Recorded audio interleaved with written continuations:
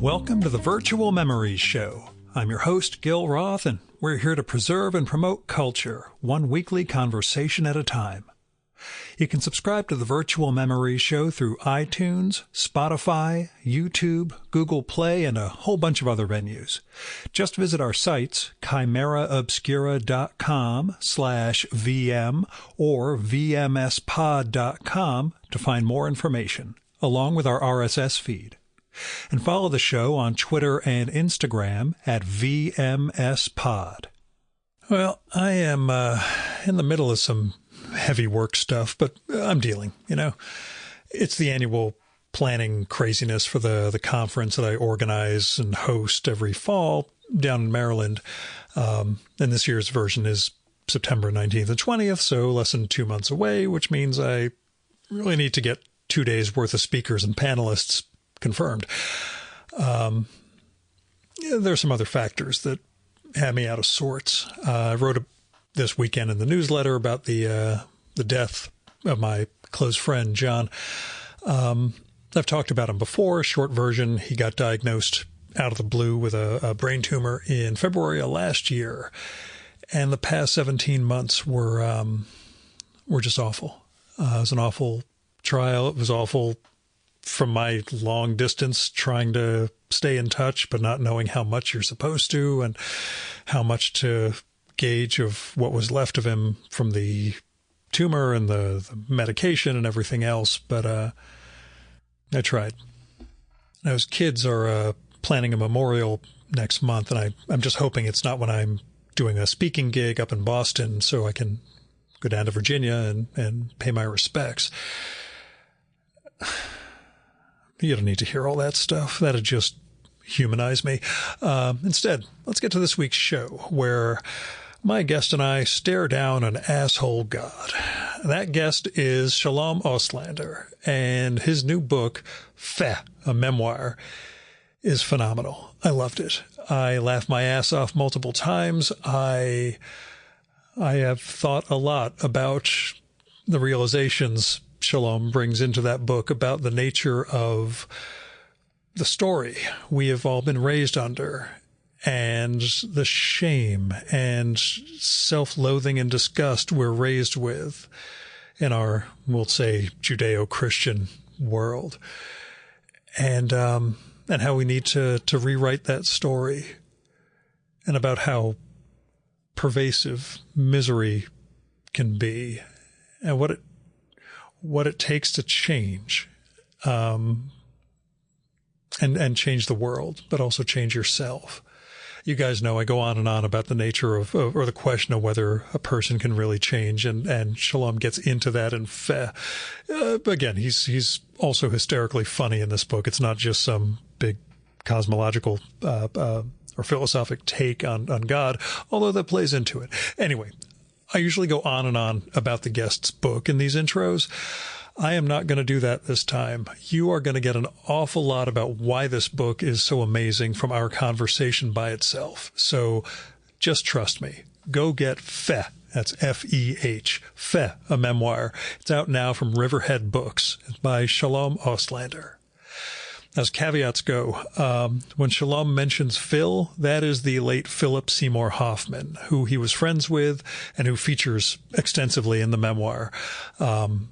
They were going to make a TV show together, which we'll talk about. But anyway, other caveat, we tried recording in a conference room at the hotel where he was staying. We got kicked out and had to go record in his room itself, and that plays into the conversation. We're in a hotel, so there's a vacuum cleaner going on in the background, right out in the hall sometimes. And the housekeeper knocks at one point. I could have edited that out, but it's funnier the way we leave it in. Oh, and last thing, his animosity towards Paul Rudd, that comes from Paul Rudd playing the title role in the miniseries The Shrink Next Door, which that shrink was also Shalom's psychiatrist, and the story that is portrayed in that miniseries from one patient's perspective is what led to the disbarment of that man. And that story, Shalom's relationship with his psychiatrist and the guy's unrelated downfall, is all part of Feh. It really is a remarkable book. I cannot recommend it highly enough, and you're going to find out why in just a minute. Here's Shalom's bio. Shalom Auslander was raised in Muncie, New York. Nominated for the Koret Award for Writers Under 35, he has published articles in Esquire, the New York Times Magazine, Tablet Magazine, The New Yorker, and has had stories aired on NPR's This American Life. He is the author of the short story collection Beware of God, the memoir Foreskin's Lament, and the novel Hope, a Tragedy. He is the creator of Showtime's Happy-ish. He lives in Los Angeles. His new book is Feh, a memoir. And now, the Virtual Memories conversation with Shalom Auslander.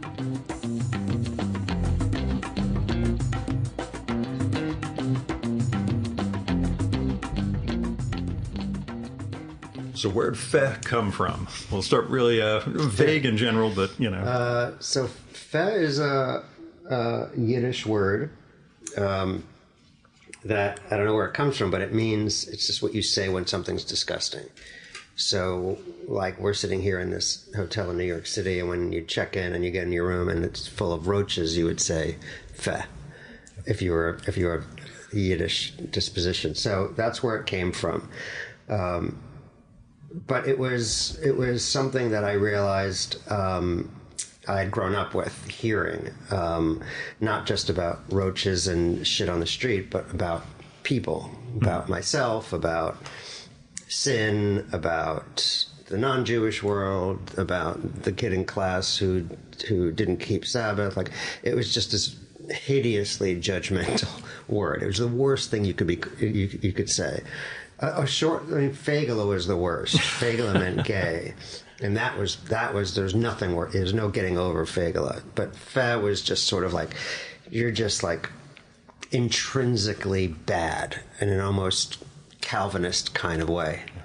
And so when I was starting this book, and we can get into where the impetus for it came from, it was just the first thing that came to mind. It was just, when I think of myself, or I think of the world, or I think of that guy in the car next to me with his music too loud, or thing, that's the feeling. It's just Feh. And I was just at 52 when I started the book, 51, it was just sort of, it was COVID, it was a lot of things, and I was just so tired of feeling that and hearing that voice and seeing it everywhere. It seemed to be that this thing that I hated from youth had become the culture of the world.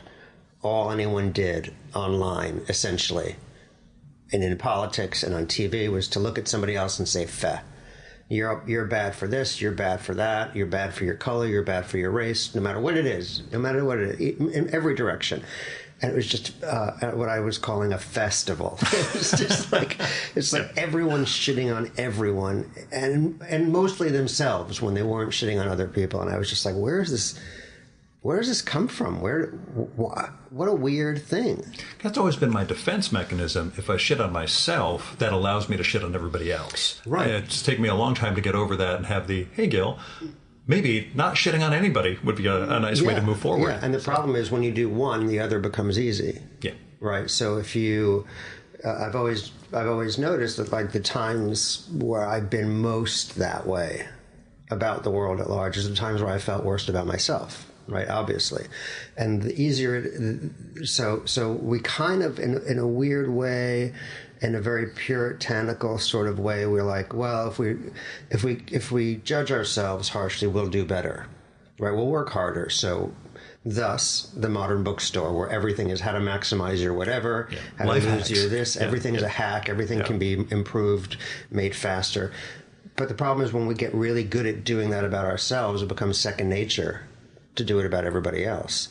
And when we're doing it about everybody else, we don't realize that we are doing it about ourselves as well, right? Like, there are those people who you think, well, they're just haters of other people. But I guarantee you, the people that they hate more than anybody are themselves. So it became this interesting question for me that was always there in my life, sort of going through therapy and trying to correct some of the shit from when I was a kid. But it all sort of started bubbling up more when I first met Phil, and then the experience I had knowing him, and in the years since. And then leading from that into COVID and Trump, and this idea kept popping up over and over again that seemed larger than just, I was told shitty stuff about myself and my particular religion and my particular community. And it started to seem like, am I the only one noticing this? Does anybody else give a shit? This seems so obvious to me. And so I started to do some research and started to read a lot about story and the way story works and the way story affects us individually. And it just became this kind of like, okay, well, I don't know if I'm making it past this pandemic. I don't know what's going to happen, but I got to say this. Somebody's got to start talking about this. That the story at the root of everything is... You suck. Yeah. Yeah, we never quite get over that. Yeah, and it's bizarre. It's utterly bizarre. And I write about this in the book where I started to do some reading, and it's pretty clear to neuroscientists and anyone studying this that story is our operating system, right? It's our OS. That's how we see the world. It's how we remember things. We're sitting here. You're going to walk away with a story about this to tell people. I'll walk away with a story about it to tell people. They may not match. Yeah. But we'll have the story about not being able to get into the conference room and everything else. Remember being thrown out of the conference room. Yeah. But story is the thing. We remember, we learn, we communicate, we raise our children with it, we judge things with it. And if you look at the sort of story of humanity, the oldest story is the story of you suck. It's the story we've been telling ourselves for thousands of years. God made you out of dirt. The first thing you did was steal from him. He threw your ass out. Your son tried to kill his brother, or killed his brother. God said, fuck it. You're so horrible, I'm flooding everything. Except he made one mistake. He let one live. That guy raped his daughter. Yeah. And it just gets worse and worse and worse. And what's interesting is that when you start to, for me, like, I started to notice this story being told in places where you didn't expect it to be told. In Schopenhauer, right? A great atheist, but telling the same fucking story. I was reading at the time because it was COVID and it was a bestseller at the time. Yuval Noah Harari's Species. It's actually arranged according to the Old Testament. And this is a bright guy who's an atheist, right? But no awareness that, wait, you're just telling me the Bible story. You're just not saying Abraham and Moses. Yeah, but you're following the same mode and same template. You're awful. We never should have been here. We're the worst thing that ever happened. A creature of no significance, except that it shits on things. And it's a bestseller. Yeah, surprise. So that's the curious part to me. Not that someone would say that. Like, first of all, where does that story come from? But second of all, why do we want to hear it so much? Why are we so compelled by that? Why? It doesn't seem to make sense. It doesn't seem to make sense that you would take a creature from birth and say, you're the antagonist, and they would go, okay. Yeah, I guess I'm damned. I guess I'm bad. I guess I ruined everything. I guess, it's my fault. So that was sort of where that all came from, and it still obsesses me, and I still feel it. I still see it everywhere. I see it in every news story. I see it in every conflict. I see it in my own life. I see it, among my kids, my friends, everything. It's just this, holy shit, this is such a weird thing. How did this happen? When it becomes the entire framework, it's very difficult. As you put it, you're not escaping the penal colony. With Schopenhauer, the penal colony was in that particular penal colony was in a much larger one. Yes, that's what Schopenhauer said. He said the whole world is this banya. It's not just this one prison. And you're like, wow, dude, get help. It doesn't. I'm not. I come from pogromed and holocausted and inquisitioned people, so I'm not sitting here saying aren't humans special. But the opposite is just equally as weird. It's darker. It's just like, I'm not sure the glass is half empty or half full. I just know, there's probably some microscopic plastic in the water, so don't drink it. But it's better than dying of thirst, right? Like, there's mixes of things, and it took me a long while to get there. So it's very. I get really, really pissed off when I see another iteration of it. I see it. I have teenage sons, but when they were younger, they'd be on YouTube or Insta for half an hour and be miserable afterward. And these are very happy kids. And you're just like, well, what did you watch? Degradation machine. The whole thing is meant to pull you into Shame that. Incorporated. Yeah. It is. They watched a half hour of You Suck.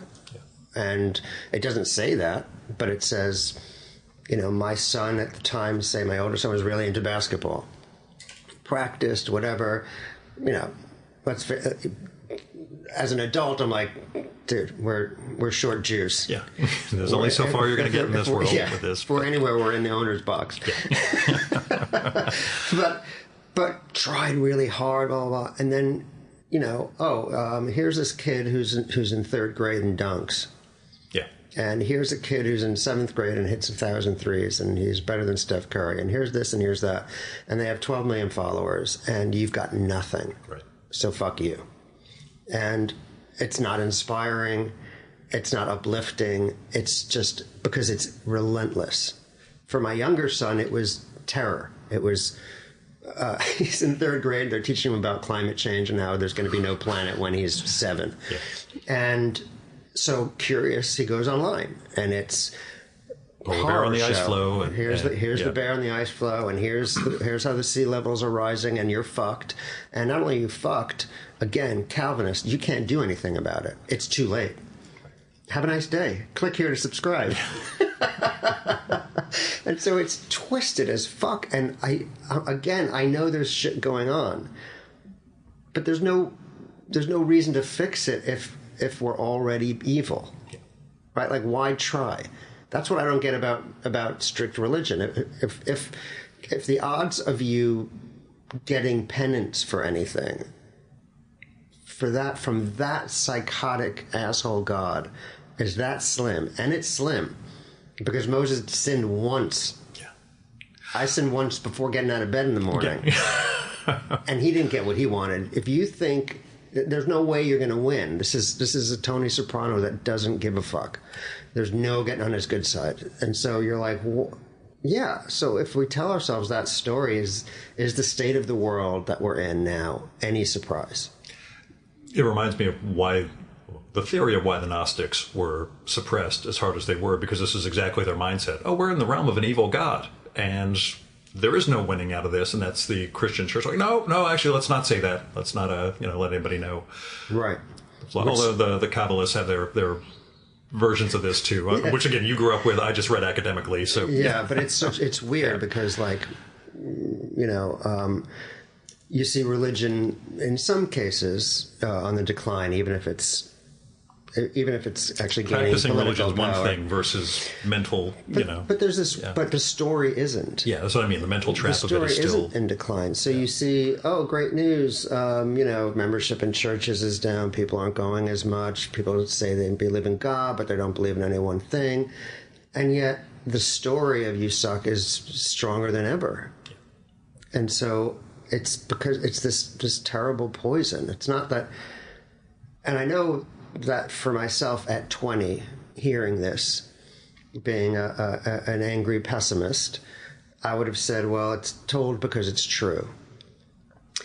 But what if that's not the case, right? What if at 20 I didn't know everything? Yeah. Because it's not that I'm optimistic, it's just that pessimism has sort of let me down. It's just that pessimism hasn't really led to anything. And so I'm just, on the one hand, I'm like, okay, well, I guess there's some good in organized religion losing its grip on people. But the stories only gain power. So you read books on anything or whatever a book is anymore. What do people read now? Headlines. You read a headline. They scroll through. Yeah. You read a brief headline and make a snap judgment about the world, but it's all shit. It's all like, I go to the gym and I'm like, I'd rather just get sick and old than have to sit on a treadmill and watch Wolf fucking Blitzer. That's why I work out at home. I know space is a thing in LA, but at my house, it's literally dumbbells and a yoga mat downstairs. I'm like, I don't need to be around human beings. I'm just going to do this by myself. And you're like, what? Yeah. This makes no sense. Yeah. People are here to get better. Right. This is literally a place where you want to feel better. This mental... I don't even see anybody watching it. I think it's a habit. Everyone's got their own phone. They're watching porn. They're doing whatever the fuck they want to do. But you have to have this screen on, and it has to be this sickening ghoul who's clearly hiding an erection every time he says some bad news. It's fucking sick. And it doesn't matter if it's CNN or Fox. That's all bullshit. It's all the same story. And it's just bizarre. It's bizarre. I remember in the middle of COVID, as this was all going on in my head, and you had to, like, call ahead because you only allowed one person in the store at a time. And I just remember walking around going, holy shit. No wonder nobody fucking reads anymore. Every bookstore should just be called You Suck. Everything was about you suck. You suck on every side of the aisle.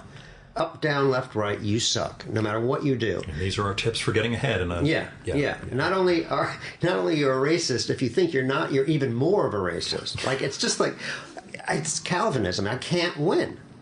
I'm a sinner no matter what I do. So the response is, my response was to religion. Well, then fuck you. Then shut the fuck up. I'm not going to listen. I don't care. I did enjoy, I don't know if it's a neologism or not, but misotheism. I really thought that's much better than atheism in terms of there is a God, but he's an asshole. Yeah, that's that seems to point at something. Yeah. I could kind of like understand that. Like I've been doing this project of my own, just a video series called Ungodly, which is like going verse by verse through the Old Testament and saying, well, what lesson do we learn from this verse if God's the antagonist? Yep. Right? If God is the bad guy. So it's good lessons from a bad God. And it's like, wow, when you do that, suddenly it's like, okay, so maybe the lesson is if someone eats one of your apples, chill the fuck out. Right? Maybe anger isn't a good way to deal with things. Right? That's the lesson, kids. You can go home now for Shabbos. Don't get pissed off because one person... Deal with your anger, right? Whatever the story might be. Maybe when you tie your son to an altar and hold a knife over his neck, if you read the rest of the story, Isaac grows to be a completely ineffectual failure. So maybe the story is, kids, what the lesson here is that when a bad person tells you to kill your son, make sure you put your family first. Wow, great lesson. Suddenly this book is a book I would want to find in my hotel. Yeah. Instead of this horror show. I will say, back in March or April, I was staying in Weehawken at a trade show here in the city, and thought I would do let me just open the Gideons up and just open something randomly, see if there's some sort of, thing I can use for any sort of writing or monologue or something. And I'm blanking on the verse I opened up to, but basically it was Israelites just massacring and hamstringing or stringing the horses, and God hardened their enemies' hearts so the Israelis would go even harder on them. And it's like, wow, we're a couple of months into the war, and God said, this is really not breaking any new ground here. This was, never does. Let's just go kill in God's name. I was like, well... If you're going to leave a book in my hotel room, How about like Sedaris? In Japan, it's Confucius. I was in a Japanese, and I opened up. I will take. I mean, yes, they have a Book of Mormon or something over there too, but I will take this out and give this a read. Well, I don't have to be no religion idea at all. Yeah. How about like something by Edward Gorey, something funny, something like why not? Where did this idea come from that we're going to leave this book in your hotel room to remind you of how shitty you are? Right. So why a memoir in this case? Was there another form you looked at working in for this? Yeah. The reason for memoir for me, anytime I've done it, is when the reality of it is important. Yeah. right? So my first memoir was Foreskin's Lament, and it was about my very twisted relationship with this personal God who was an asshole and trying to get over that.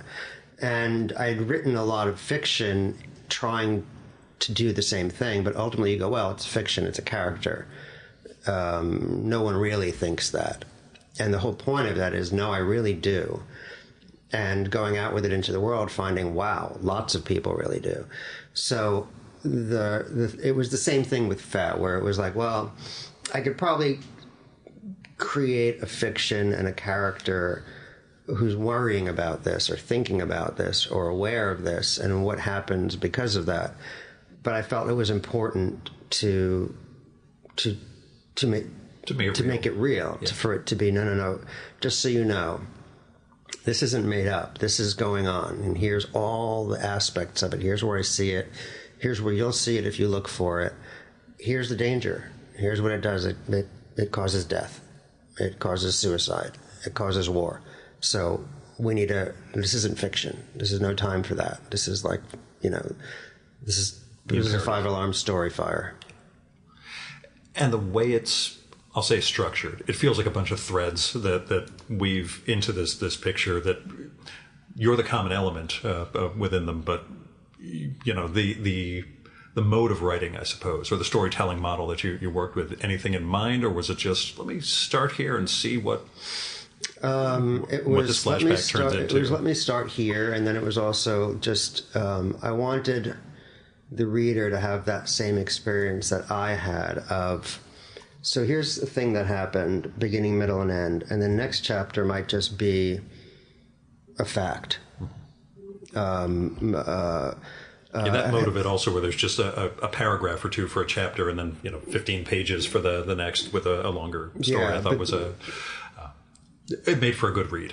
And it's just the way that it all occurred to me. Mm-hmm. So I'd be thinking about this story, thinking about something I was told, and then I wake up and I'm wondering, why are people joining next door? It's just a bunch of fucking psychotics who are paranoid and angry.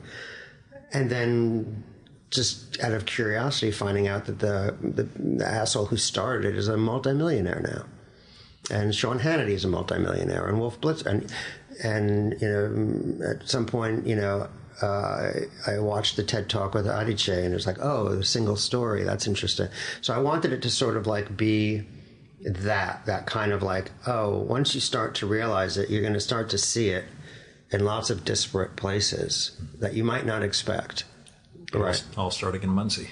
All starting in Muncie, but maybe ending with, Jonathan Swift and Species or Sapiens and COVID, and just going, wow, there's a line here. There's a line here. We'll say it's not totally bleak, readers. There is a redemptive moment that it culminates in. I want to say in a Christ-like act, not a Christian act, but something that embodies at least what we like to think of as the, if there was a Jesus, this would be one or two things that he did that would actually be emulatable. Yeah.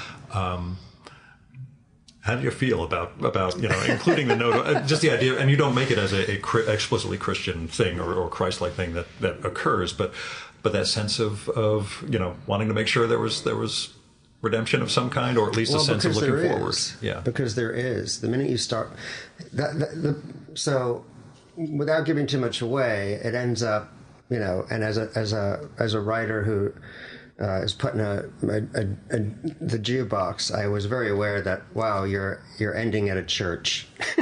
This isn't going to go over. I wasn't going to go into too much detail, but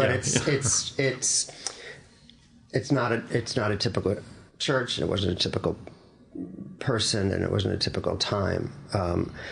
But the reason I think the reason I was open to it at that time was because I was questioning the story. So it could have been any other place as well, but it was just that once you start to see the story, it's a very easy story to see through. You just have to acknowledge that that's the story. So it's not particularly complicated. So once I was becoming aware of this, and I saw it in myself and people I knew in my life, and the damage it had done to some people, the damage I'd seen it do to the world, well, then all of a sudden that fog starts to lift because you're aware of it as a story. And as a story, you can go, well, it can't be right. Like, it's the same thing with the God story. Like, you read, there can be a God, but it can't be that God. Why would it be a dick? Yeah. Like, it doesn't make any sense. And it's the construct of terrified people, in the way fear is the construct of controlling people or angry people. And you start to go, oh, wait, it's a story. So if I just put that story to the side for a minute, oh, well, you know, here's someone giving a homeless person $1. Here's someone helping a blind woman across the street. Small things to begin with. You start to go, oh, okay, that doesn't redeem our horrible sapient being, but it's okay. And then the next day you start to see it a little bit more, and you start to question, wait a minute, like, okay, so I was on Nextdoor, I was online, and it's telling me that the world is ready to implode. We're all assholes. The assholes all want to kill the other assholes, and there's no answer. And then you look out your window, and it's kind of a nice day. Yeah. And people are greeting each other as they walk by, and someone makes a joke while you're at Whole Foods or whatever it is, and you're like, wait, this is such a fucking disconnect. And can it just be about money? Can it just be because of the clicks? Maybe. But even then, why do we want to read it? It's like we're affirming something horrible about ourselves. Yeah. And it's not even confession. It's not even towards some end of expiation or now I've cleared myself, I can start over. It's just wallowing in your awful. And so it ends there not because of the there, but because of everything that comes before it. Because it opens your eyes to something and you start to go, oh, well, that's kind of fucked up. One of the ongoing threads throughout the book is your relationship with your psychiatrist, who we won't go into the whole story, but ends up becoming disbarred and you lose your relationship with him. Did the loss of that relationship, I don't want to say help, but allow you to take that step? Had you thought about it in those terms of the... No, you know what it was in large part, that story was a fest story. Yeah. The story told about this person, right, who, you know, literally saved the lives of thousands of people. Right. And depending on who you listen to or how it, whatever, there was one incident. And look, you know, everyone makes mistakes, but it was like, oh, wow, like I was already thinking this. And then I sort of lost, so I haven't had a father, really. This is what I'm getting at. I mean, having Ike, the psychiatrist, as a surrogate father figure and then losing him as you did a few years before this. Yeah. You know, what did that do to you, I guess? So or did it was the manner in which it happened. Yeah. Right? So it wasn't just he got hit by a truck one day. I was already starting to ask the question of this story, and I personally felt like he had been taken down by a femme machine, by a machine that pays for and amplifies fe. And you can call it whatever you want. In one version, it's cancel culture, and another, it's something else. I myself don't want to know all the specifics because I know them roughly enough to know that in the story of one person's life, this is a travesty. This was a moment where somebody who has done intense good was declared fe. And it was worth asking why. And was that just? And should Paul Rudd have said yes to the role without asking any questions? And it was one sort of... So it wasn't any kind of like... It in and of itself obviously had implications for me and my life, because that person was now not part of my life. But it was the manner in which it took place that was so kind of like, wow, that's pretty crazy. You know, you make one mistake, and however big, but it wasn't, you know, I'm not suggesting anything right or wrong. I'm just saying this is someone who for 40 years, you know, literally saved people's minds from this very story, including me. And to see it unravel that way was very shocking, especially to be living and working in L.A., in Hollywood as at the media time, machine takes the story and makes it into... And you're just like, wow, like, what am I a part of here? What this isn't good. This is just, again, it was another like, yeah, there it is again. There's that, you know, it's like in a, remember in Butch Cassidy, like, who are those guys? You know, these men in black on black horses who every time you turn around, they're gaining on you. And that's what this story felt like. It was like, who are these guys? Like, what? This story's everywhere. And when I tell people it at a bar, at a coffee shop, at dinner, they're all like, oh yeah. Like they know, it's not even like a surprise. That's just the way things are. It's just like, they haven't questioned it, but they're, oh yeah, those guys. They're chasing us. Yeah. They've been chasing me since I was born, and they want to kill me, and they will if I let them catch up, right? But where are they? Who paid these guys? You know what I mean? And so it's tempting to kind of go, oh, it's money, it's a clickbait machine. And yeah, that is there, but the story predates all of that. So is it control? The engine for it all. Is it? I don't know what it is, and I don't care. I just want the story to be revealed as a story. I will say, to branch into TV for a moment, watch one episode of that. Didn't know the true story aspect of it. I forget the name of it. Was it the Shrink Next Door or something? But whatever. Something like that. Just felt kind of not really comfortable with this show. Didn't watch it. The other thing was going to watch Happy-ish to prepare for this, and the way you kind of wrote it off, literally the show that actually got produced in one line in the book, made me think, chances are I don't need to sit down and watch that to have this conversation that we're going to have. So just so you know where I'm coming from. I really liked it, and it was there was obviously a lot of tragedy mixed in with it. It would have been a different thing completely. Basically, the moment you introduced Philip Seymour Hoffman as, we'll say, a character in the book, but a figure in your life, there is that moment of, what year is this taking place? Because this is all leading to something that's going to be very, very, very bad. And seeing how that progresses and seeing the relationship that you guys built. And the tragedy of losing him. And that was a big, I mean, pre-tragedy, it was an eerie similarity in our lives. I was Orthodox Jewish as a kid. He was Irish Catholic. I was in Muncie in Rockland County. He's from Rochester, also not far away. And there was just a lot of similarities in our families, our siblings, our parents, and how they did or didn't relate to us.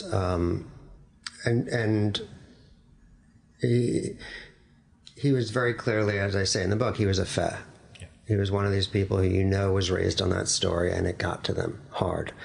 And a lot of the characters he played were feh, and it always seemed to me that his art was going into a feh character and finding the unfeh part, even in the worst situation. Like, that was, at his best, that's what he was doing. I'm a secret mark for Synecdoche, New York. I know it's a weird one. Nobody ever makes it through the whole thing, but that's one of my all-timers. And I think he was really good at that, because that really was him. That was what he spent his life trying to do with himself, and ultimately, I think, failed for various reasons. But then again, his death and the way that was spun too was just, it was like, oh, this beautiful artist, human being, fell apart, succumbed to something. And so we're going to just focus on that. And we're going to run sickly pictures of him, Photoshopped to make him look even sicker, on the front page of the Post and USA Today and everything else for weeks afterward. And we're basically just going to run the headline "feh." And we're not going to ask why, and we're not going to ask how. We're just going to say "feh" and move on. And he's just another dumb junkie from Hollywood. Probably got what he deserved. Let's move on. And it was like, to me, like, here we go again. Like, here's an opportunity to talk about this story.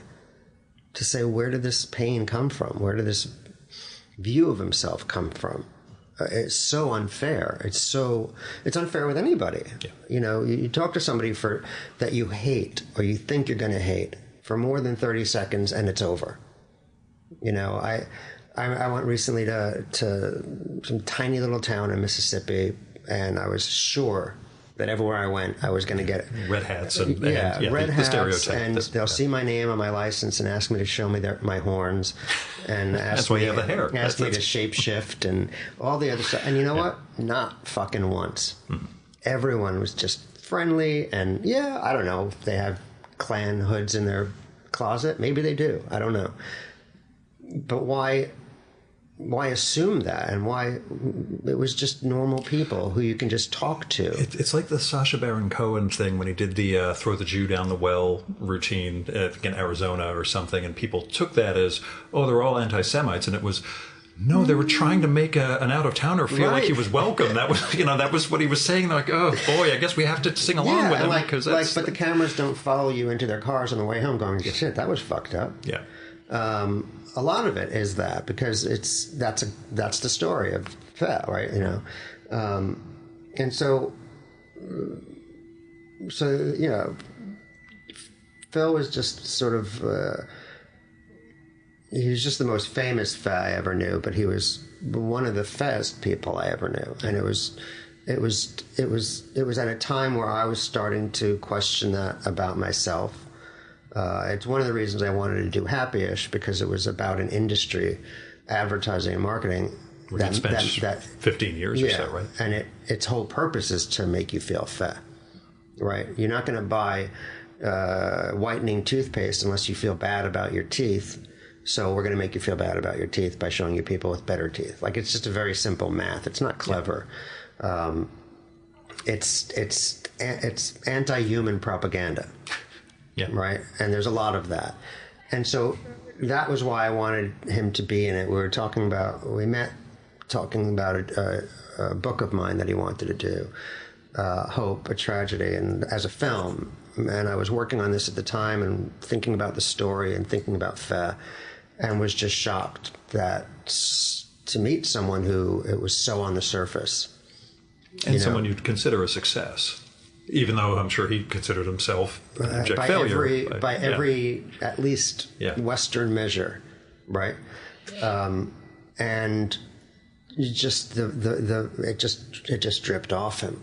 It was just so clear that, and when we would joke and laugh about it, about Feh, about feeling that way, that was when he had this laugh, this amazing, amazing, amazing laugh, when it was genuine, when it was like this, it was just Dionysian. It was just like the gods themselves laughing. Tipping back and and his whole body shaking, and there was nothing he could do to stop it. I get the chills just thinking about it, and it was like, it came from a release of that story. It came from just laughing at that story. I'm not a shrink. I can't fix it. I can't cure it, obviously. But just to be able to laugh at it and just go, this is fucked up. And, okay, who told me this? Was it the Old Testament? Was it the New Testament? Was it mom? Was it dad? Was it the priest? Was it the rabbi? Was it the imam? It was somebody, right? You are not born hating yourself. You're just not, right? We're scared. We're terrified. We need a lot more raising than most animals, but we're not born hating ourselves. Someone put that in there. And what would the world be like if they hadn't? Like, I just don't get it. I don't get it even on a secular level, right? Like, if you're telling me that the world's fucked because we fucked it and we pissed in the ocean, I know we pissed in the ocean. But if you're telling me we're fucked, then why would I stop pissing in the ocean? Right. Like, there's no upside to the story. And by the way, there are, if you look for it, they're hiding it, but if you look for it, there's lots of like, wow, a 7-year-old made a machine that cleans the water. Like, wow, how come no one told me about that? No preconceived notion that they're fucked. Right. They just came up with, how do we fix this? They had a problem, and they found a great solution. And like, wow, some kid turned his iPhone into a plane that doesn't work on it. And you're just like, oh, where did that go? Why? I'm not looking for, like, as a kid, right, when news was news, or like a news program, there'd be a half hour long, 28 minutes of horror, and then a squirrel skiing. Yeah. Right? And it's I'm not looking for the squirrel skiing, but explain to me the 28 minutes of horror. Because and now it's 24/7 horror. And everything feels like it's since 2012, 2013, when all this social media shit started. It's just exponentially gotten worse, because those are the only stories being told. But as you cite, post 9/11 also, luckily we did not have Twitter and social media. We did have news feeds that were updating regularly. You and I both fell into the wheels within wheels, doom scroll, the world is ending, this sort of apocalypse that mentally is very, very difficult to extricate yourself from. As I learned over a couple of years in the wake of that. It's that sense of, it's easier to be pissed off and outraged and to be callous about it, to demonstrate your callousness, I guess. Demonstrating earnestness without being performative, I guess, is the challenge. Well, because that's just a performance. It's like, and I think a lot of it also has to do with raising children. I was going to ask your families. We have a very, very close family. My wife and I both came from shitty backgrounds, let's just say, and very determined to not put our own kids through that. And so one element of that was fast. So even before I kind of addressed it directly, I was aware of it. So when my kids would watch something on YouTube or hear something or whatever, my instinct was always to say yes, but. So a plane got hijacked and people died. I know, it's horrible, and things have to change. But that doesn't mean you don't go on planes, right? There's 1 billion of them every day, and nothing happens. So yes, let's talk about that one, but let's also, but you see what happens when they don't do that, when it just becomes abject terror, right? So I think having to find the unfair for my kids, even while I was thinking, God, what a fucking load of shit you're selling them. Even as that's going on, I'm still finding it. And after a while, you're like, oh, well, I'm not really totally full of shit. I just made a good point. This is the mission statement on my site for this, for the podcast. I lifted from The End of Invisible Cities by Italio Calvino, where I only just realized now in the Finding the Unfair is exactly how the book ends, where Marco Polo and the Emperor, who I'm blanking on, are talking, and the Emperor realizes everything you've described is all leading down to Inferno, and we're fucked. And Marco Polo's thing is, when you're in the middle of Inferno, you have to find the things that are not Inferno and give them space and let them grow. And that's, as I determined on November 10th, 2017, was largely the mission I had going forward after the election, or 2016. I mean, after the election, I was just like, why the hell am I even doing this? This is just this weird cultural side thing I do. And I realized after that election, I was like, I'm doing this because that happens, and we need something that's, right.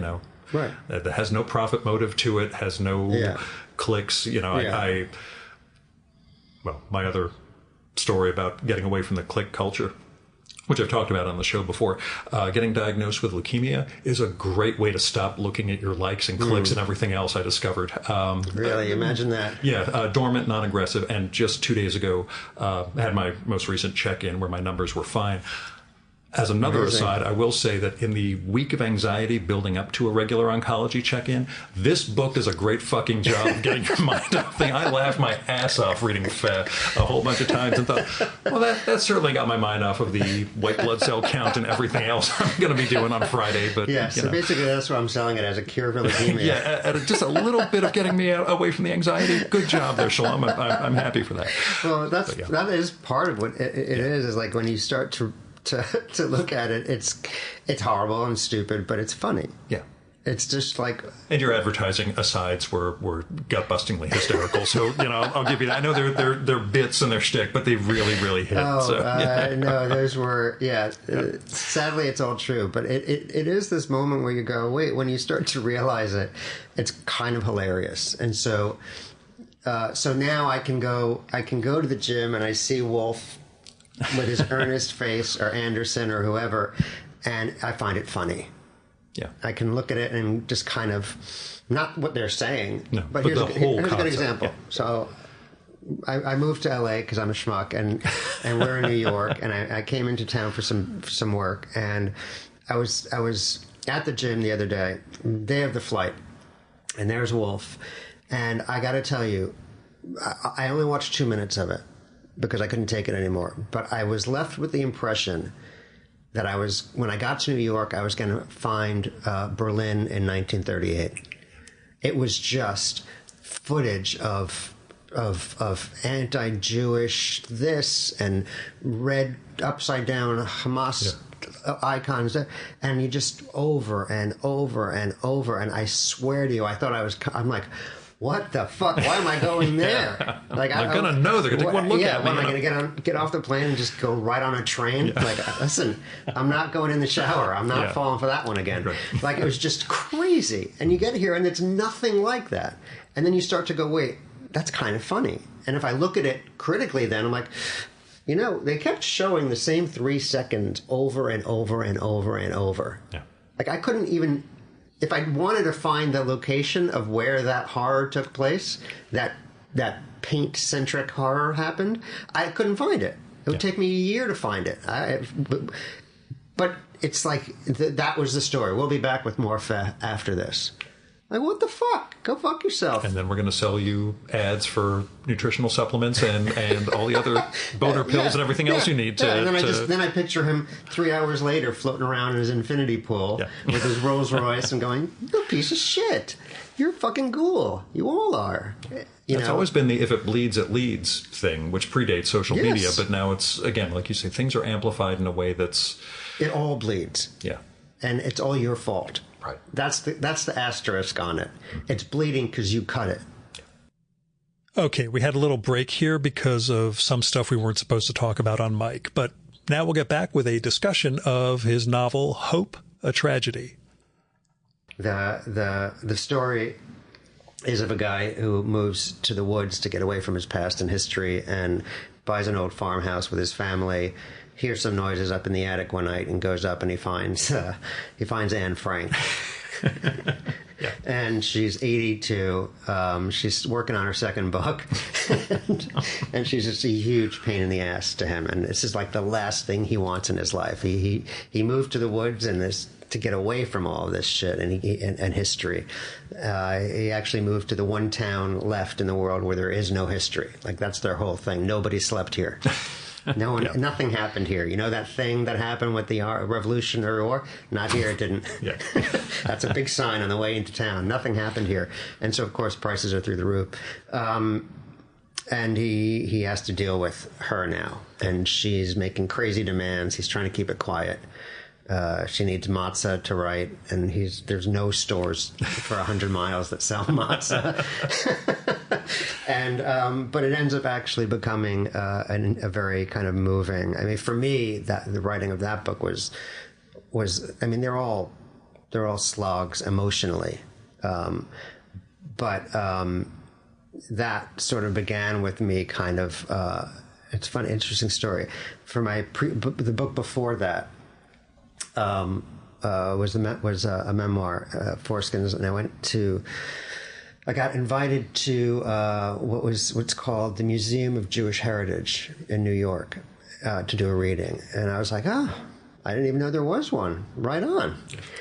And I get there, and I'm like, I walk in, I'm like, and the press person's there, and the head of the museum, and they're like, oh, welcome. And I'm looking around, I'm like, wait a minute, this is a fucking Holocaust museum. Technically Jewish heritage, but not all the Jewish heritage. I've been to every Holocaust museum on the planet. I'm not going anymore. And why would you call it that?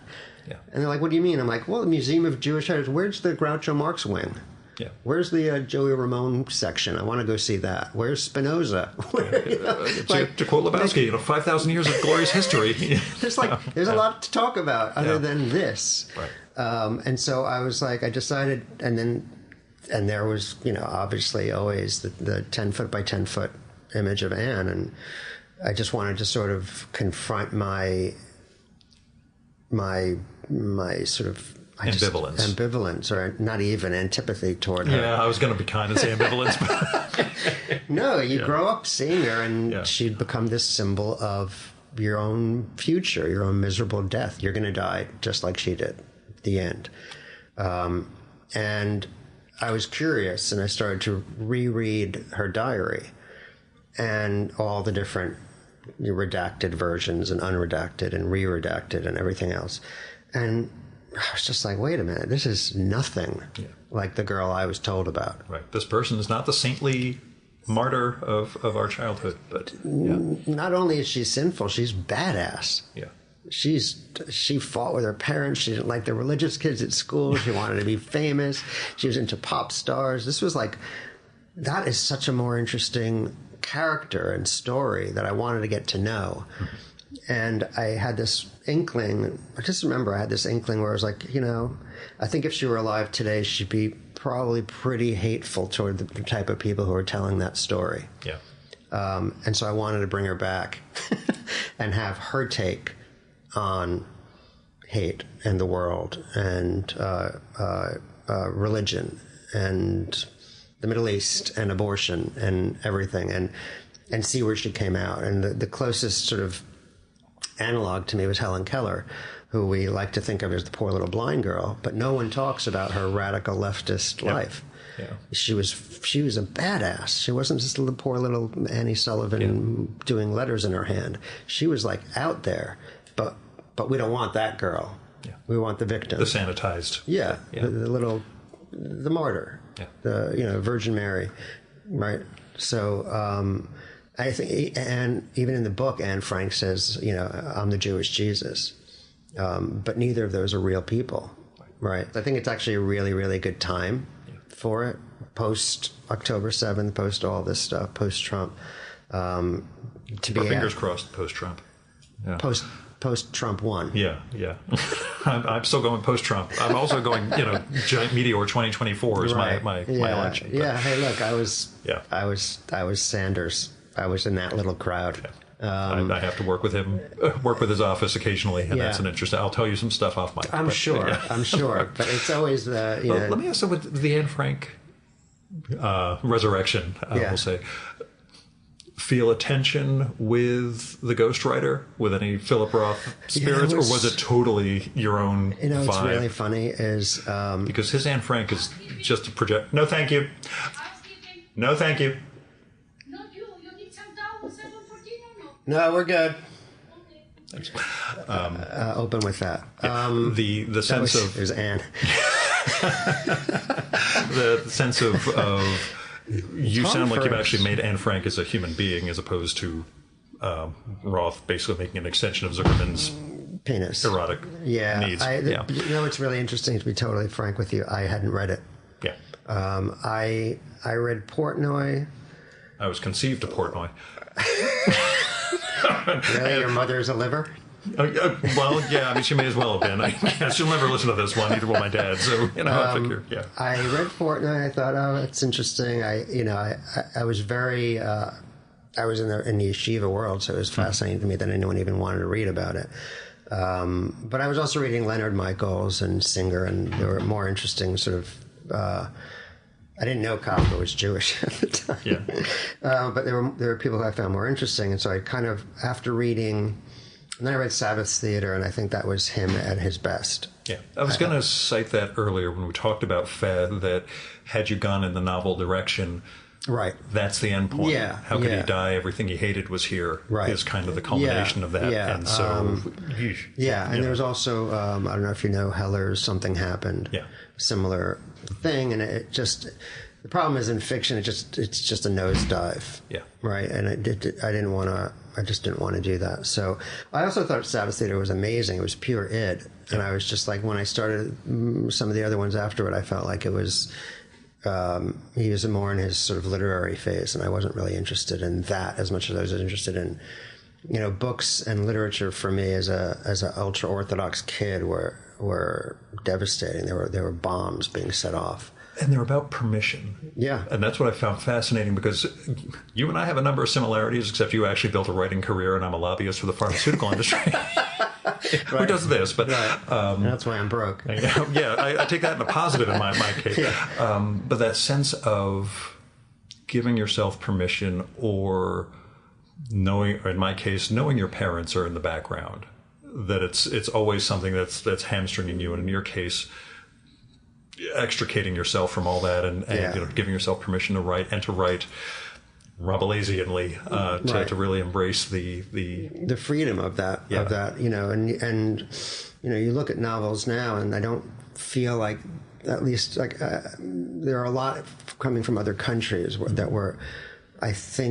there's more oppression or more struggle, where the writing and the novels feel more like rebellion.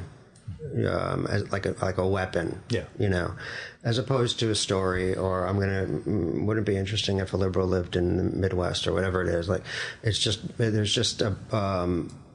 an incendiary device, which is what I loved about it, because whether it was whoever it was, they just spoke to me in that way. So once Roth started doing what I felt was, trying to get a Nobel, or comfortable, or I love Beckett, but I feel like at a certain point post Pulitzer, he was writing for the critics. Like, he was still doing the same thing, but it didn't have the same explosive energy that it seemed to have earlier. And that's cliche. I liked him when he was younger, but but by the same token, Voltaire wrote Candide when he was 70. Cervantes wrote Quixote in his 50s, which was ancient at that time. So it doesn't have to happen that way, and some people just hang on to that fire. So, it was really funny. Actually, I was on tour for the book when someone said to me, "Did Roth's Anne Frank influence you at all?" And I just went, "Fuck! Are you fucking kidding me? Don't tell me he wrote a book where a guy finds Anne Frank in his house." And she was like, no. It's more like a masturbatory thing. I'm like, okay. Oh, thank God. Well, yeah. And again, it's a very different, if you get to reading The Ghostwriter, she does not really have a character, like most women in Roth's books. And I was a big Roth acolyte, etc., blah, blah, blah. But I can recognize the limitations, I guess. Yeah. And it was great for Roth was great for me young, because I just didn't know anyone cared. Yeah. But there was also, like, I don't know if you know Leonard Michaels. You mentioned, but I don't recall him. Leonard Michaels wrote short stories, and I remember reading them on this bus full of ultra-Orthodox Jews that traveled back and forth between Times Square and Muncie. And I'd sit in the back with a bag full of pornography and pot, and reading books that I'd bought at a used bookstore. And I was going to tell you, because I spent a chunk of my time going up and down Route 59 over the years, there is a porno joint on 59. Yeah. It might still be there. TNA. I guess I don't recall the name of it. It's I haven't porno, gotten it's a strip club. No, there's an actual adult video store across from where the flea market used to be in Nanuet. Yeah, you go right across where the Jack in the Box was, across from that, and the traffic light. And it's still called Jack in the Box. Yeah, unfortunately, no matter how many people they poison and kill, they'll keep the branding That's going. That's a good name for a porn shop. Yeah, too. Especially the one you described with the video in the Box. They should just switch to that. They'd do better. But yes, there was an adult video, because he's writing, wow, we had to go all the way to New York, but I think that place in Route 59 was already open. It wasn't. The only way would have been the late only thing 80s we or had 90s. was like There's a local video store behind the curtain of shame. Yes, where you had to go back and you know. And again, no, I don't know anything about that. Oh, but, wow, yeah. what's all this about? Yeah. And you like have to cover it with like Tequila Sunrise and some other shitty movie. And then when you get to the front, just go, I think I just want the one in the middle. Just the one in the middle. Yeah. Well, let me ask you. You mentioned memoir. You've done short stories, novels, as well as TV writing and nonfiction articles. Favorite mode, or mode you feel most comfortable in? Well, the thing that my heart is most is novels, just because it's so free. Mm-hmm. I mean, it's all fiction's nonfiction and nonfiction's fiction, et cetera. I would say the scale is probably more connected to the need for collaboration. Sure. Which has the same, I think, graph as the amount of money behind it. The more money there is in that industry, the shittier the work, which is why Hollywood is the shittiest. And that's not a criticism of Hollywood writers who I know and may not know. No, but it's what the process does. They're absolute. Yeah. They're genius craftspeople, but there's always a schmuck in a suit who says, "Well, that's not going to make back my $100 million." And I'm the guy in the room going, well, but I only wanted you to spend $500,000. They're like, no, we need blah, blah, blah. I'm like, oh, well, now we're fucked because it's too much money. And now you're going to go edit it down and turn it into crap. So it's this sort of,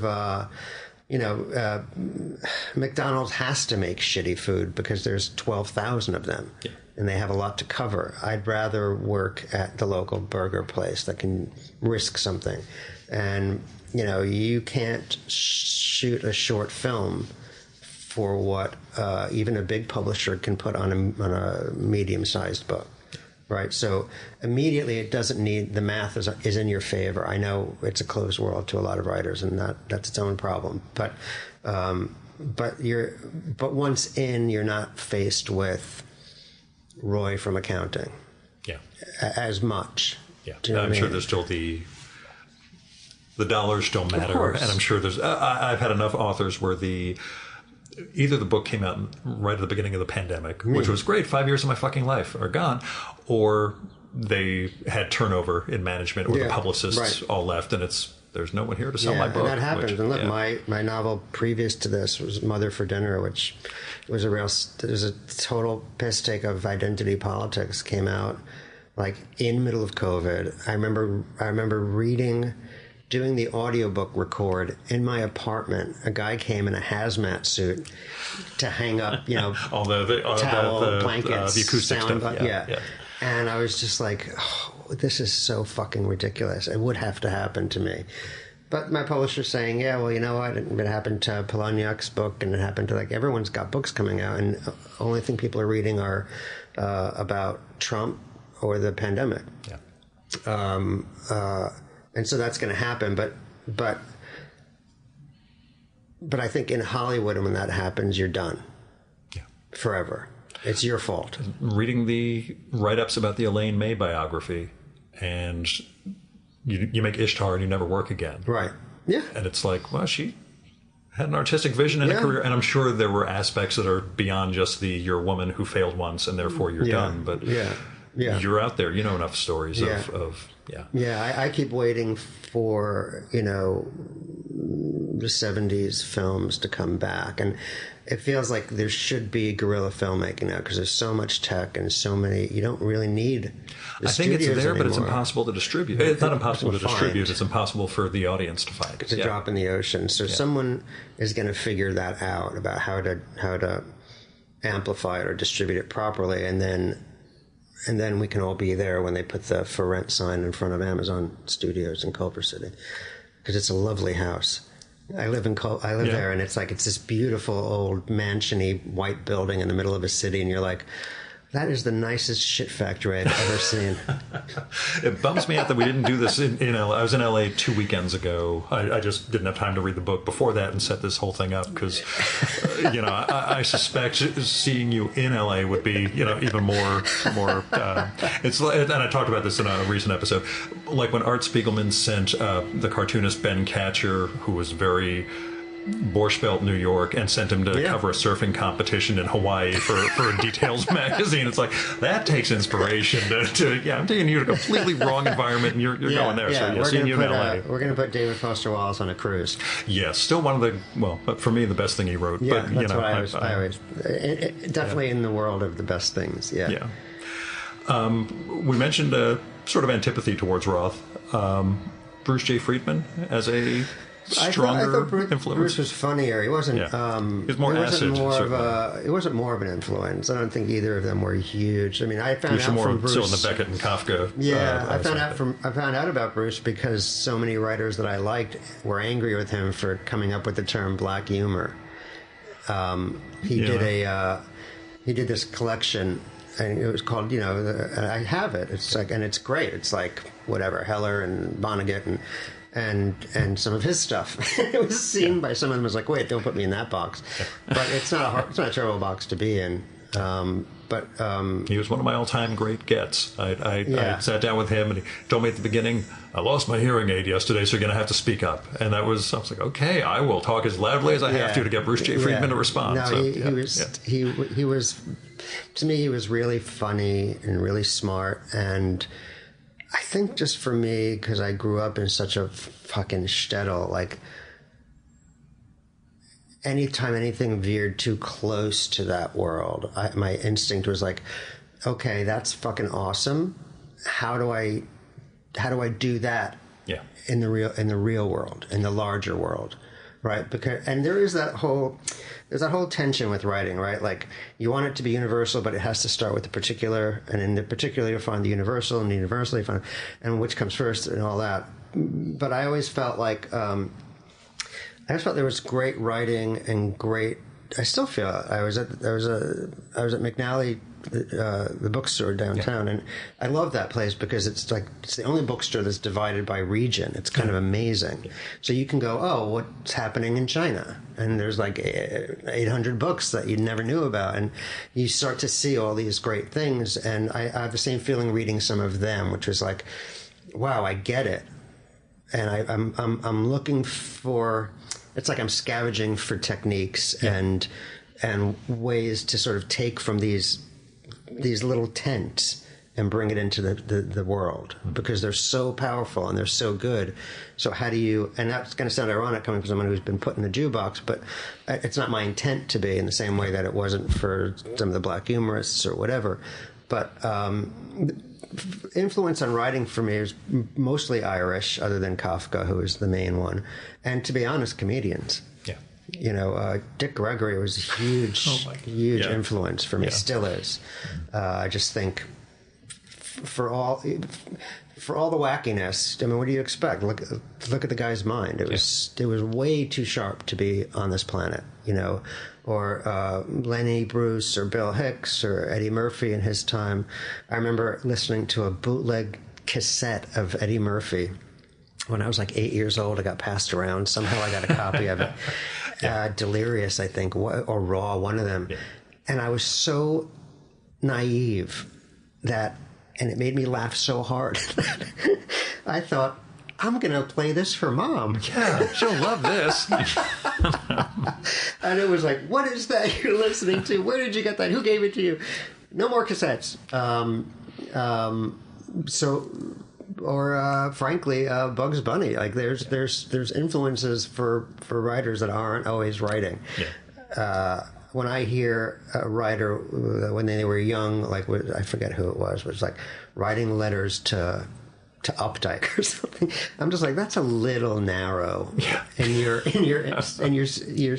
sphere of influence. Like, I don't know. Like, there's a lot of Linus Van Pelt in what I write. Yeah. And Schultz was a genius. I remember I wrote for Esquire for a little bit. They used to have this year-end Dubious Achievements Awards. I remember those, yeah. And I think they brought me in to write the last one. They didn't know it was the last one. It was like 1999 or 2001, something like that. And I was like, okay. And I did the whole thing myself. And one of the things I wanted to do, because Schultz had died that year, so I wanted to do a 4x4 Schultz cartoon. Peanuts cartoon, where the characters hear that he died. And it was called Man's Search for Schultz, the takeoff on Man's Search for Meaning.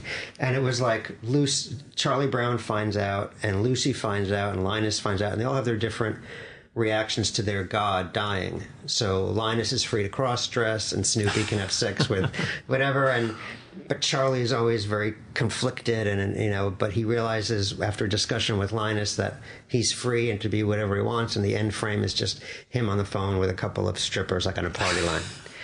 And they were like, we're going to need so much clearance from Allied or United Art, whoever it was who owned them, I forget.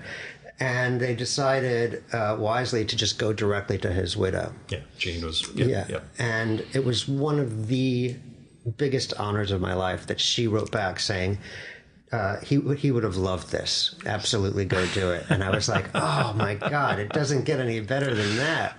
Like to take this super dark humor and find out that, Sparky would have loved this is just like, oh my God, this is it. Every cartoonist I have recorded with who's had an interaction with Schultz, it is like meeting God for all of them. They all had I got to sit and that God was self-effacing and the kindest guy in the world. Again, the anti-fair. Yeah. And there's a lot of, in my writing, I think, because that was when I was very young, but by the time I was a little older, Calvin and Hobbes was a huge influence on me. I mean, Bill Watterson's a fucking genius, and just about every frame of that is perfect. It's so smart and caring and good. And in fact, I have someone online, I forget what his name was. I wish I could remember.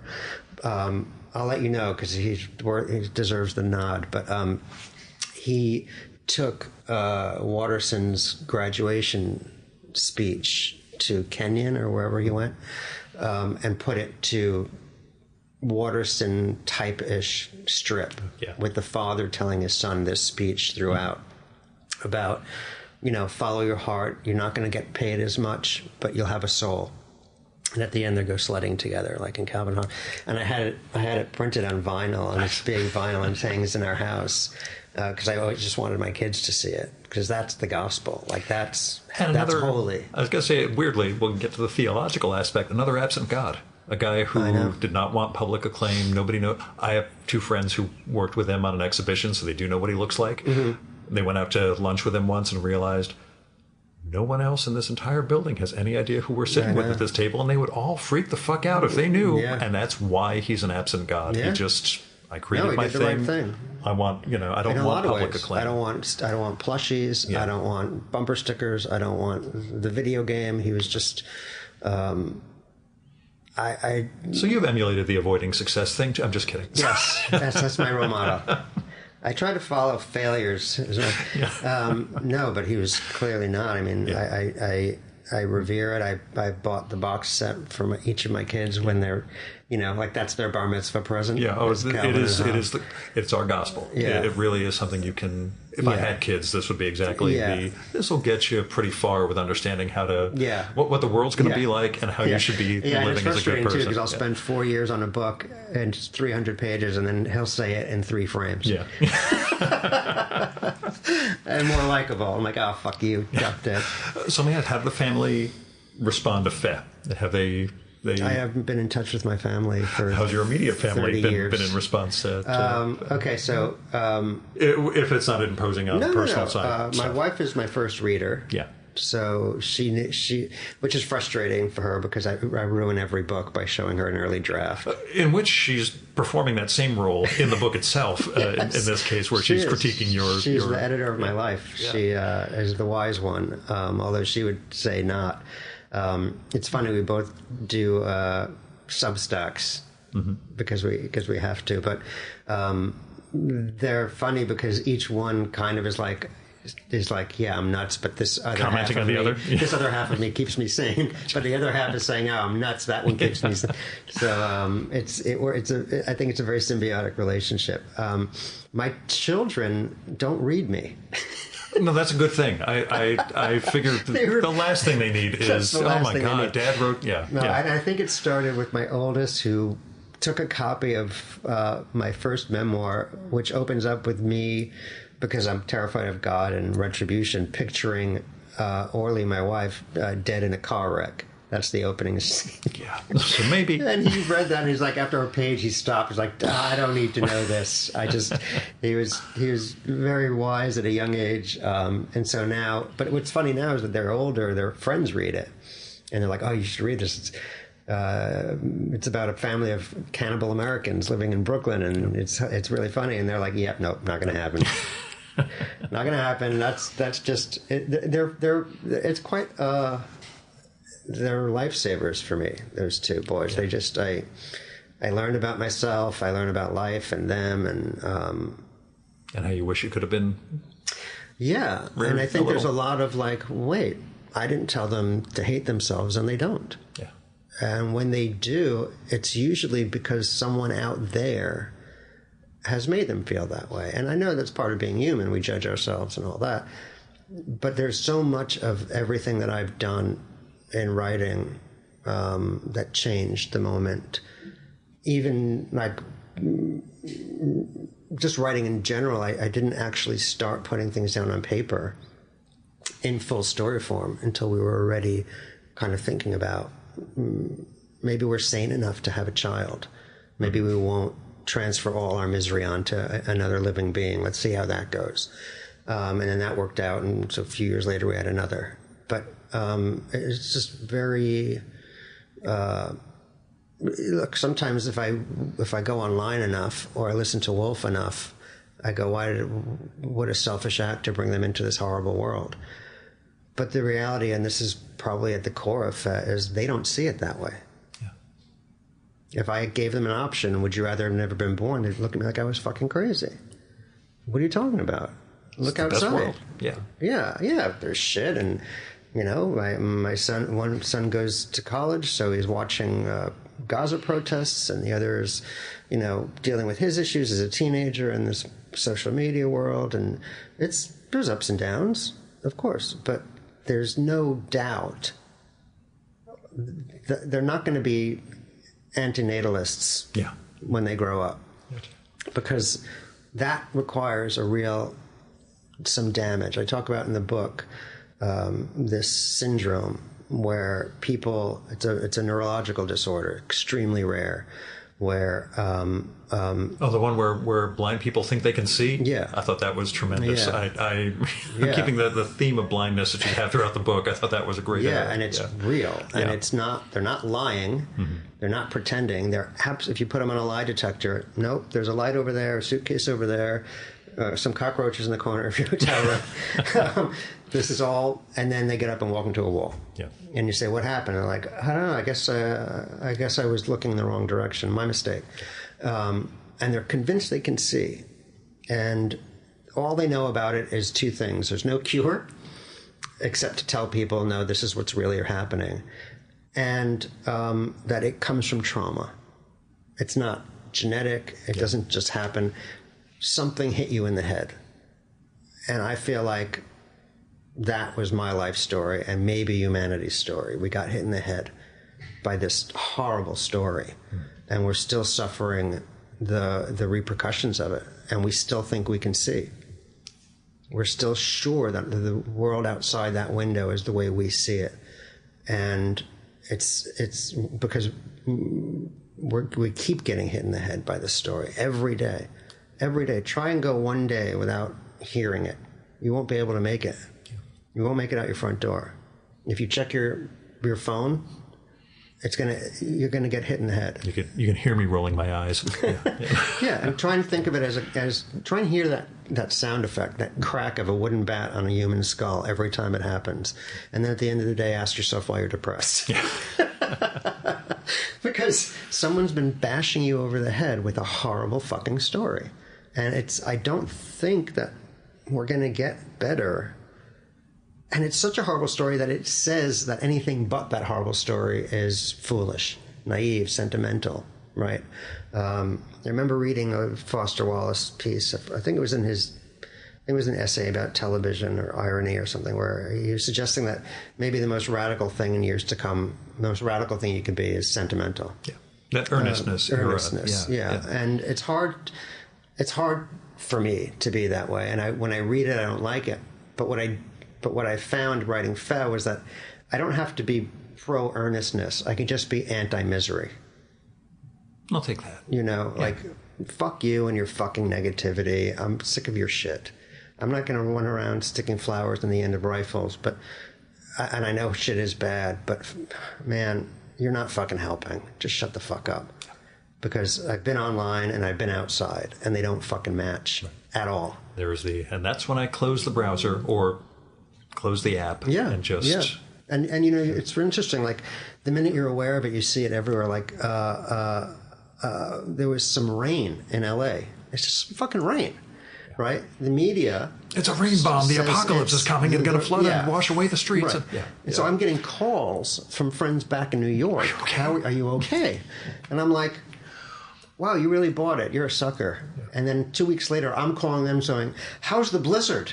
Because I saw the blizzard, the Arctic snow blast of fire or whatever. Yeah. It's all pouring. The polar vortex is coming in. Yeah. It's a snowstorm. You lived here for your whole life. You know what a snowstorm is. We got 3 or 4 inches, and we dug it out, and we're fine. And it's never right. It's just always bad. They turn the phases of the moon into the most important goddamn thing in the world. Yeah. It's, this is a double twin blood moon that's coming out this week. You have to go see it. Yeah, I remember this a very close friend who sadly passed away, but during COVID, I remember he called me one day to say, hey, I know you don't read the news, but you might want to check out the Times. There's a story about a possible vaccine, that they've had some success with this vaccine, which everyone was just looking for, you know. And I remember picking up the newspaper, because you still could back then, and it was like on page 30. And the cover story was killer bees making their way into California. Yeah. And they're just like, go fuck yourself. Yeah. Go fuck yourself. There's no excuse for this. You are actively taking part in the destruction of this world. Stop it. Just stop it. I don't need a happy newspaper. I don't fucking need a newspaper at all. Like, I joke with my friends. I try my best to live in a bubble. I'm not on social. I don't read the news. And you know what? Because of its pervasiveness, I know everything. Yeah, leaks in. Or somebody, did you see this yet? I don't watch anything, and I know exactly what's going on, exactly how many people are killed in Gaza. I know exactly what Trump said and didn't say. I know what happened in the court case, and I don't read anything.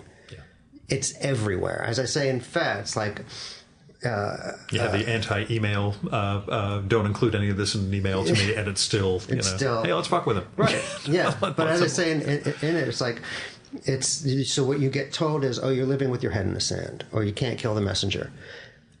The kill the messenger thing comes from a time where one messenger came to a king and said bad things are happening, and he didn't want to listen. Today, there are 12 billion messengers, and they're crawling all over your fucking house. Yeah. They're like insects. They're coming through the doors, through the windows. Yeah. You can't get away from them. So you know what? I might want to kill a messenger or two. And maybe I want a house where some of the messengers don't get in. Because this isn't that. What we're dealing with now is like guns. It's not... No one could have imagined when they wrote rules about these things what would transpire. And because we're God makers as a species, we will never change what was written. Right? Even when we say it's a living document, but we're not going to change it, right? Or you can't live with your head in the sand. Well, you know what? That's a reference to an ostrich, which is the most successful mammal in the history of the world. It's existed for thousands of years. So maybe it knows something we don't know. You know what? I tried not doing ostrich for a little bit. I'm going to give ostricharianism a shot. The dirt looks okay. Yeah. Let me put my head in there. Because you know what? Yeah.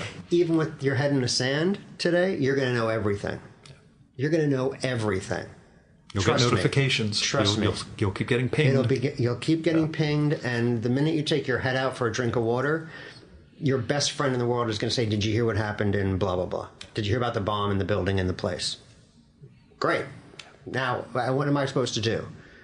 I can't do anything about it. So. I'm angry. I'll send a letter. I'll go to a protest. I will perform my outrage on the internet. I'll put a little black square on my social thing and act like a hero. And I get it. You got to try and fix things. But I think one of the things that need fixing is the story that tells us there's no fixing this. Right? In the book, I quote Bill Hicks, who was like a sort of a role model for me when I was younger, and he had a line, "We're a virus with shoes," and I thought it was very funny when I was 20. And now, 20 years later, I think, well, 30. Yeah, shut up. Sorry, dude. We're same age, so I'm gonna own that. Now, 5 years later, I think, well, maybe the virus is the story that tells us we're a virus with shoes. Mm-hmm. What if that's the virus, and we've just been unaware of it? Imagine that we emerge from some muck, we develop driverless cars, we wipe ourselves out, and it's over. And the punchline is that we were killed by a story. The storytelling animal was killed by a story. If that's God's writing, it's pretty good. Yeah. It's pretty fucking good. I got to give it to him. That's kind of funny. Yeah. That's kind of genius. But we're doing it. Yeah. We're doing it. And it's at least worth saying on some level, on some scale, in a book, on a podcast, wherever I can, just ask yourself the question. Just ask yourself the question, is this story fucked up? I don't care who's telling it to you. It could be a rabbi, it could be a scientist. Is this fucked up? Because it is. And it's everywhere. So as a parent, I find myself like my major job is keeping the story balanced for my kids. Not blacked out. I'm not the guy who says you can't have a phone. It's just understand what you're seeing. Understand what it's going. Yeah, if it bleeds, it leads. This is not good. I remember being when my son was very young. We were walking around the streets of the city, and he's like, "What are all these people in this building doing?" And I'm like, "They're lying." They're lying for a living. Trust me, I'm doing it. That was Daddy's job. I was doing it. Yeah. The people who write magazines are doing it. The people who write ads are doing it. They're figuring out a way to get you to talk about these things. And for whatever reason, we slow down on the highway when there's a crash, right? So that was always the thing I was told. Like that's what we do is we point out the crash on the highway. And because we slow down, it's because we're ghastly, right? We want to see blood. But what if we're slowing down because we all wonder, does somebody need help? Because no one ever considers that. But I've seen people stop and get out of their cars to help. Most people's instinct, right? Like, I remember having to tell my younger son this because he'd watched some apocalypse film, right? And Hollywood apocalypse films are all the same. Bad shit happens. Humans make it worse. They fracture, go into tribes, kill each other, eat their babies, the end. But people who work in disaster areas will tell you it's the complete opposite. Everyone pulls together and figures out how to... Everyone comes together. This is bullshit. Yes, there were people in New Orleans shooting from buildings. Those are the NOPD. Most people were in rowboats trying to help their neighbors. I always tell the story, and it always makes me cry when I tell it, about the three black students or dropouts who were petty criminals, etc. Storm hits, and the three of them stole school buses and just loaded up everybody they could and drove to Houston. It's amazing. And that was the... Right. And the headline is 3 steal buses. Right. But it's one of those like, wow, their lives were defined in a certain way, and they just took it as, no, fuck it. Yeah. But they're going to do an hour on the news about corrupt youths, and there's just no fixing them. Once they steal cars, they'll steal buses. The NOPD shooting mentally disabled people out on the streets. And firemen. Didn't they shoot at everybody? They did that. They also burned a criminal to death in the car to cover up some theft they were engaged in. It was New Orleans PD is the... Here's a similar thing. I get all that, and I lived in the city with cops my whole life, but I also know a lot of really great cops. Oh, yeah. So I can't get behind the ACAB thing. Right. All cops are bastards. Yeah. No, not all cops are bastards, and not all people suck. Right? It's our responsibility. It's our responsibility to not get taken into that sort of thinking. That's easy. Your cynicism doesn't make you clever. I thought it did when I was younger. But cynicism doesn't make you smart or clever. It just makes you lazy. That's it. I'm going with that end of Invisible Cities as my mission statement again. My big question that I always ask people, and I didn't tell you last night when I was texting you about this, what are you reading? What am I reading? Which always sounds like it's going to be a more momentous question. I just went to the bookstore and bought a whole bunch of books. I was going to tell you, there's a McNally Jackson over at Rockefeller Center, too. Oh, really? So you can, if you're walking, you can head right over. I didn't know that. Yeah. Okay. Yeah. It's a nice store, too. It's the same thing, but nice vibe and really good. Well, these days, I'm usually writing, and I don't like to read when I write, because I find that, like, it infects you. If I read Breakfast of Champions, I start writing Breakfast of Champions. Yeah. You know what I mean? As much as I love it, I just can't do it because I morph into that. I'm a shapeshifter. I'm a Jew. You know. Oh, well, as an aside, before we get to the reading question, you have a page in the book of "I should have done this. I should have done that." The rhythms of it feel like Kol Nidre.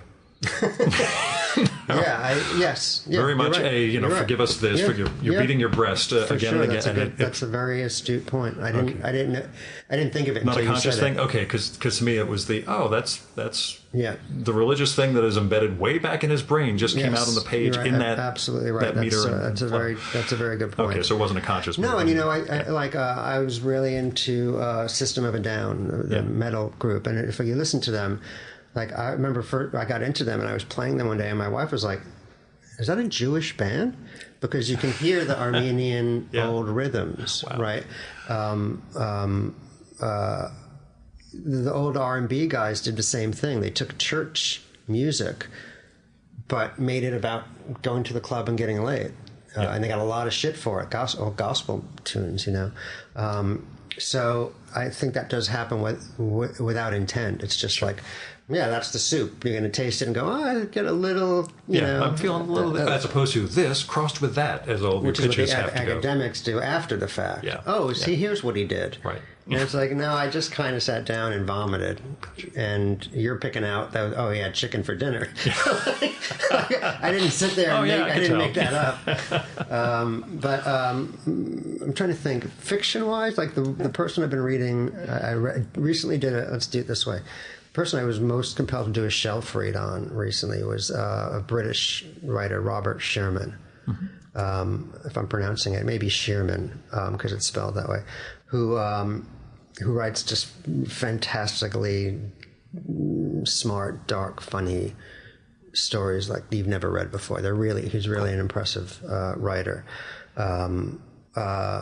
And then there's just writers that I know. I keep up with what they're writing. I'll always see what. Do you have much relationship with writers? Not really. There's a handful. Yeah. But I always, you know. I didn't get that vibe from the book where then I talked to Michael Chabon about what I was thinking, and there isn't that sort of No, I think Murakami writes about this in his last book. Where like most writers don't get along with other writers. Like we're not, but they fake it. Yeah, they do for blurbs. Yeah, it's all career aspiration. But maybe you're not supposed to. It's a type of I can't imagine an artist hanging out with you. Like it just doesn't. There's a I guess. At least in my sort of reverential idea of what an artist is, whether it's writing or it's someone in isolation making of the pack. It's the fawn off to the side that everyone's going to say, fuck it, it's not going to make it, but somehow it does. That's a writer. Usually with a leopard right on its tail. Yeah. So he's the guy who I read a couple of things. Actually, a reviewer from the Irish Times mentioned him to me, and I was like, I'll give it a shot. And I just went right through all of it. Great. So he's definitely worth reading. And otherwise, just a couple of contemporary... Not really. I mean, honestly, the people I find most interesting these days are Middle Eastern or Chinese, just because I think they're dealing with so much more, and there's so much ancientness. It's not even a question of politics. It's not like, only good writers come out of repression, so whatever. I mean, there's repression everywhere. Rawls went through that with Eastern Europe, where there were writers, or critics, who felt that the Eastern European writers in the 70s, they're the only genuine writers because they were the ones fighting, and Roth's take was, it doesn't explain why they all want to come here. They're not happy that they're under that oppression. They'd really rather be. But they somehow. But for me, I think it's because of the ancientness. Yeah, of I think, and just the alienness of culture tends to the clash of the modern and the old. So it's not like because dictatorship, victim or anything like that. It's just like to me, I can relate to finding myself with way too much history, just baggage up the wazoo. Don't do this, don't do that. You owe this, you owe that. In this world, and in this particularly modern world, and the desire for, I guess, individuation or some sense of freedom, and done in a playful, novelistic way, where they're not trying to be. See, I have a problem with seriousness, right?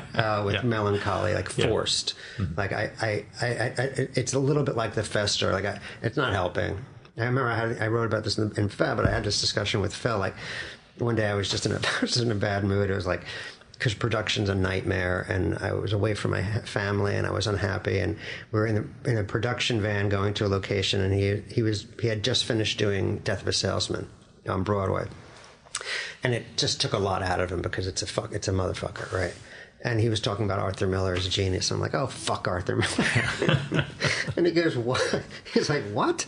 I'm like, he thought I was joking. I'm like, no, fuck Arthur fucking Miller. He's like, he's laughing. He's like, what's your problem with Arthur Miller? I'm like, because convincing me to jump off the roof doesn't make you a genius. You know what? Yeah. I know life sucks. I don't need Arthur to tell me that. Like, give me 2 hours at Lincoln Center and I'll make you fucking jump off a roof. It's not hard. Give me a reason to live. You know, tell me that it sucks, but it's funny, right? Gallows humor, right? Like the two guys next to each other and burning in hell, and one says this and the other says that. Like that speaks to me. Yeah. Like in hell, you can still laugh no matter what they do. You can still laugh, right? So I have a problem with like that kind of thing. And what I'm finding from a lot of, whether it's Iranian, Lebanese, Israeli, and Chinese writers, is like they address all this stuff, but with such creativity and such a fuck you. Like, I guess that's what it is. That seriousness to me feels like giving up. Right. Do you know what I mean? I get you. It feels like, oh, woe is me. My mother was that way. Like, I'm not impressed. Right? It's the standing up. You know, it was the Bukowski thing. What matters most is how well you walk through the fire. Right? So I'm going to walk through it laughing. Like, my feeling is like, if God is the asshole that you all tell me he is, well, when I die and I meet him face to face and he says you're going to hell, I can at least say, oh, fuck you, asshole. I laughed. Yeah. I won. Shalom, I look forward to the next book. I also look forward to a couple of years from now discovering you've started like an anti-fag cult, and you're like the leader of this whole thing. That's my vision of sort of where this could all be going. That's really why I'm in New York. And I can see that. That works for me. We got the Church of Scientology just down the street. If they can convince anybody of shit, I can do it. Right.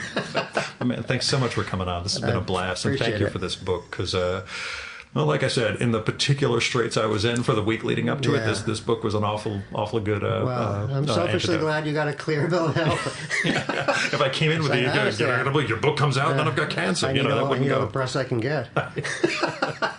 Thanks so much, man. Thank you.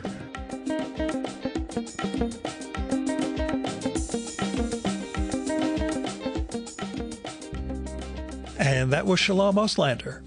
Go get his new memoir, Feh. It's from Riverside Books. It is out now. I hope you got some idea why I love this goddamn book so much and what Shalom's writer voice is like, both in terms of the humor and I don't want to say earnestness, but, you know, the depth of it all, what he's really fighting for in the course of this book. Feh, it's on fire. And while there are a ton of laughs, I think it'll make you not just try to reframe and maybe fix your approach to life, but to maybe try and reach out and fix that bigger story we're all trapped in. When you really step back and look at it the way he kind of portrays it here, there's a lot that doesn't make sense and a lot that dominates the way we act on a daily basis that just immiserates us all. So go get Fe out now. Now, as Shalom said, he is not on social media, which, as we all know, is a good thing. But he does have a Substack called Fetal Position. That is at shalomauslander.substack.com, and his website is also Shalom Auslander. In both cases, it is all one word, spelled just like it sounds. SHALOMAUSLANDER. I'll have a link to those in the show and episode notes for this one, along with a link to Fe. Now, you can support the Virtual Memories Show by telling other people about it. Let them know there's this podcast comes out every week with interesting conversations with fascinating people, occasionally a little profane, which is also fun. You can also help out the show by telling me what you like and don't like about it, or who you'd like to hear me record with, or what movie or TV show or book or piece of music or theater or art exhibition, comic, whatever you think I should check out and turn listeners on to. You can do that by sending me an email, DM if we're connected on Instagram or Blue Sky, letter or postcard. I love postcards. I mail out a postcard every day, which is kind of a fun practice to be in. You can get my mailing address from the end of the newsletter that I send out twice a week. It's there for that reason. You can also leave a message on my Google Voice number. That's 973-869-9659. That goes directly to voicemail, so you don't have to worry about getting stuck in an awkward conversation with me. And messages can be up to 3 minutes long. So if you go any longer than that, it'll cut you off. Just call back and leave a second message. And let me know if it'd be okay to include a piece of your message in an upcoming episode of the show. You might have something interesting to share with listeners, but I'd never run something like that without the speaker's permission. So, let me know. Now, if you got money to spare, don't give it to me. I mean, it's nice when people contribute to there's a link in the newsletters where people can contribute, and there's a Patreon and blah, blah, blah. But really, my job treats me just fine. You should be helping other people and other institutions in need. When it comes to people, you can go through GoFundMe, Patreon, Kickstarter, Crowdfunder, Indiegogo, and all those crowdfunding platforms where you'll be able to find people who need help making rent or medical bills or car payments or vet bills, getting an artistic project going. There might be something where just a couple of dollars from you can make a real difference in their lives. So, look for those opportunities when you can. And when it comes to institutions, I give to my local food bank and the World Central Kitchen every month. I make targeted election contributions, happened to make one this past weekend, but also give to Planned Parenthood, Freedom Funds. There are a lot of things where if you've got a little money to spare, you can help make a difference in the world. So, I hope you will. Our music for this episode is Fella by Hal Mayforth, used with permission from the artist. You should visit my archives to check out my episode with Hal from the summer of 2018 and learn more about his art and painting. And you can listen to his music at soundcloud.com/Mayforth. And that's MAY4TH. And that's it for this week's episode of the Virtual Memories Show. Thanks so much for listening. We'll be back next week with another great conversation. You can subscribe to the Virtual Memories Show and download past episodes at the iTunes Store. You can also find all our episodes and get on our email list at either of our websites, vmspod.com or chimeraobscura.com/VM. You can also follow the Virtual Memories Show on Twitter and Instagram at VMSPod, at virtualmemoriespodcast.tumblr.com, and on YouTube, Spotify, and TuneIn.com by searching for Virtual Memories Show. And if you like this podcast, please tell your pals, talk it up on social media, and go to iTunes, look up the Virtual Memories Show, and leave a rating and maybe a review for us. It all goes to helping us build a bigger audience. You've been listening to the Virtual Memories Show. I'm your host, Gil Roth. Keep reading, keep making art, and keep the conversation going.